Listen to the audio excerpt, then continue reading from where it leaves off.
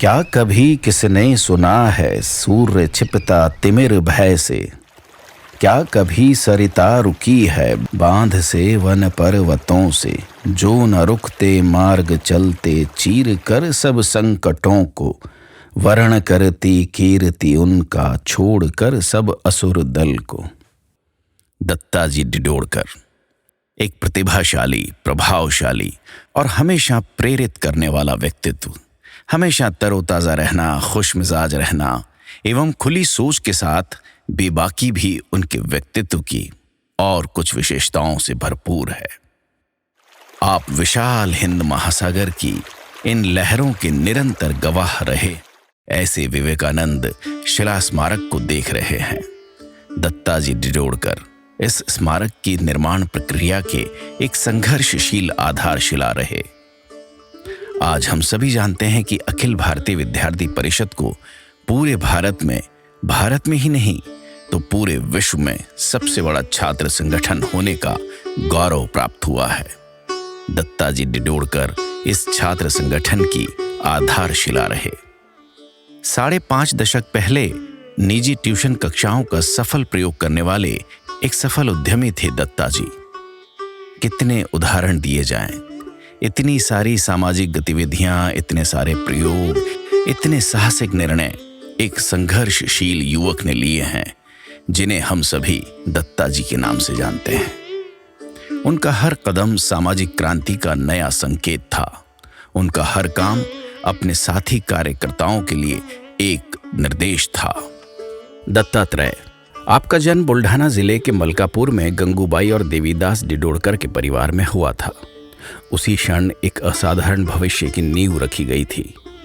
तभी 7 अगस्त 1924 का वो दिन इतिहास में स्वर्ण अक्षरों से अंकित हो गया।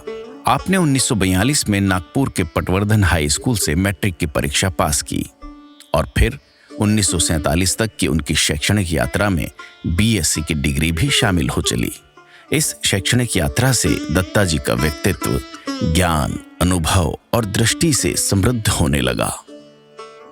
घर से प्राप्त संघ विचार और संस्कार के बीज अब अंकुरित होने लगे थे। 1947 में शिक्षा पूरी होने के उपरांत तुरंत ही दत्ताजी राष्ट्रीय स्वयंसेवक संघ के प्रचारक के रूप में तत्कालीन मद्रास प्रांत में दाखिल हुए। 1948 में संघ पर प्रतिबंध लगने के बाद से दत्ताजी के कार्य में बाधाएं आने लगी। प्रचारक के रूप में शुरू किए गए कार्य और भविष्य के लिए निर्धारित सभी योजनाओं को कुछ समय के लिए किनारे रखते हुए वे नागपुर लौट आए। वे नागपुर लौट के तो आए, परंतु उनका काम नहीं रुका। यहां पहुंचते ही उन्होंने लॉ कॉलेज में दाखिला ले लिया और अपनी पढ़ाई आगे की शुरू कर दी। पाबंदी के कारण अब संघ का कार्य तो रुक गया था, लेकिन संघ की विरासत और विचारों के प्रवाह को अक्षुण्ण बनाए रखने हेतु संघर्ष अब भी जारी था। इसी दौरान दत्ताजी डिडोड़कर, दत्तोपंत ठेंगड़ी और अन्य लोगों ने एक ऐसे संगठन की नींव रखी जो भविष्य में विश्व प्रसिद्ध, सुसंस्कृत और देशभक्त युवाओं का निर्माण करने लगा। 9 जुलाई 1949 को अखिल भारतीय विद्यार्थी परिषद की स्थापना दत्ताजी के जीवन का स्वर्णिम क्षण था।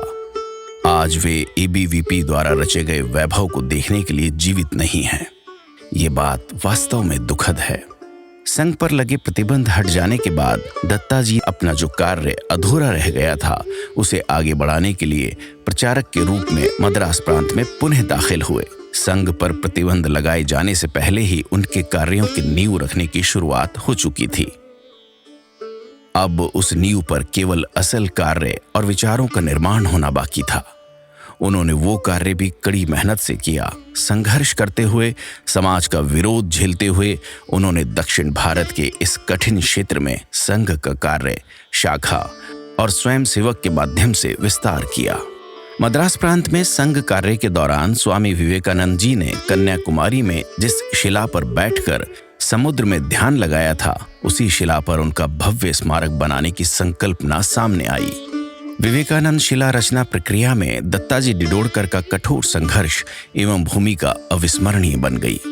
दत्ताजी डिडोड़कर ने शिला स्मारक के निर्माण की प्रक्रिया को सुविधाजनक बनाया। संघाचा स्वयंसेवक म्हणून कसं जगायचं असं जगायचं. प्राप्त कर्तव्य उत्तम रीतीने पार पाडत असताना लोकसंग्रह करायचा, संपर्कातल्या लोकांना जोडायचं, स्वीकार करायचा आणि त्यांना चांगलेपणाकडे प्रवृत्त करायचं.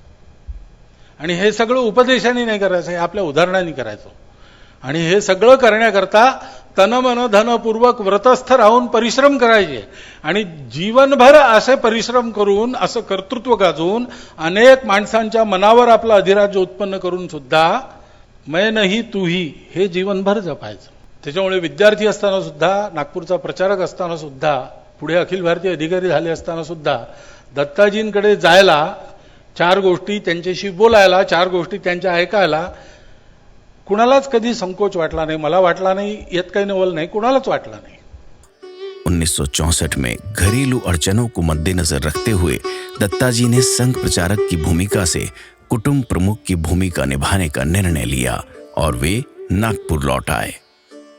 इसी अवधि में उन्होंने अखिल भारतीय विद्यार्थी परिषद के राष्ट्रीय अध्यक्ष का दायित्व पहली बार संभाला और स्वयं को छात्र आंदोलन के प्रति समर्पित कर दिया.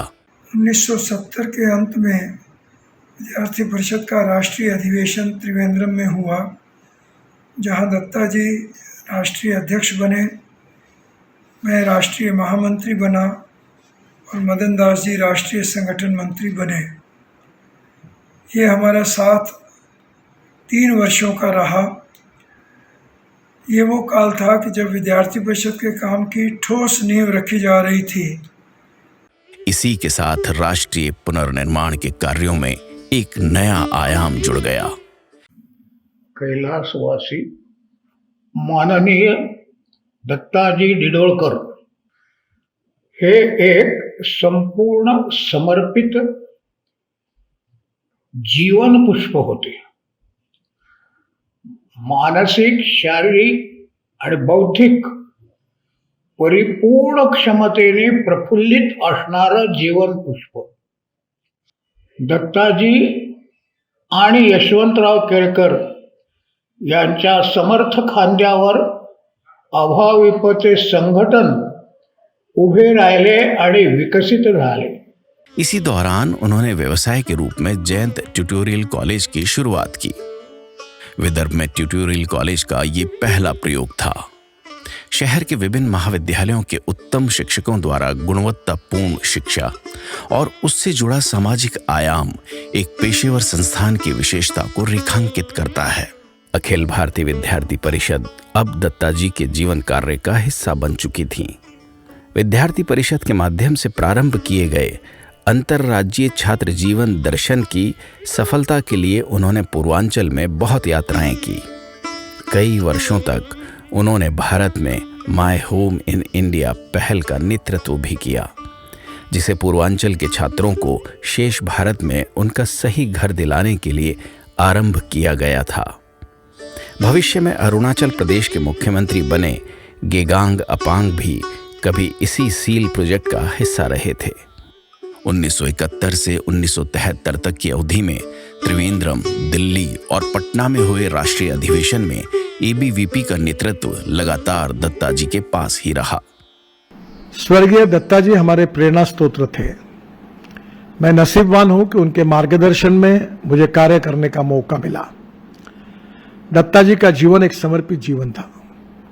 राष्ट्रीय स्वयंसेवक संघ के प्रचारक के रूप में अपने जीवन की उन्होंने शुरुआत की. एमएससी फिजिक्स में काफ़ी अच्छा उन्होंने मार्क हासिल करने के बाद उन्होंने ये तय किया कि वो अपना जीवन संघ के लिए देंगे. आज हमें इस बात का अभिमान है कि स्वर्गीय एकनाथ जी रानड़े इन्होंने जो विवेकानंद शिला स्मारक का काम भव्य रूप से निर्माण किया, उसकी प्राथमिक जिम्मेदारी दत्ताजी के ऊपर थी.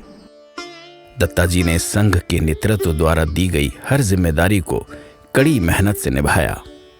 इससे उनके संगठनात्मक कौशल और कार्यकर्ता तैयार करने की क्षमता का सहज ही दर्शन होता है. इसके लिए छत्रपति शिवाजी महाराज राज्याभिषेक त्रिशती समारोह समिति, डॉक्टर हेडगेवार जन्म शताब्दी वर्ष, विश्व हिंदू परिषद के कार्य जैसे कई उदाहरण दिए जा सकते हैं. दुनिया के सबसे बड़े छात्र संगठन अखिल भारतीय विद्यार्थी परिषद की नींव रखने में अग्रणी दत्ताजी डिडोळकर अनेक छात्रों के प्रेरणा स्रोत रहे हैं।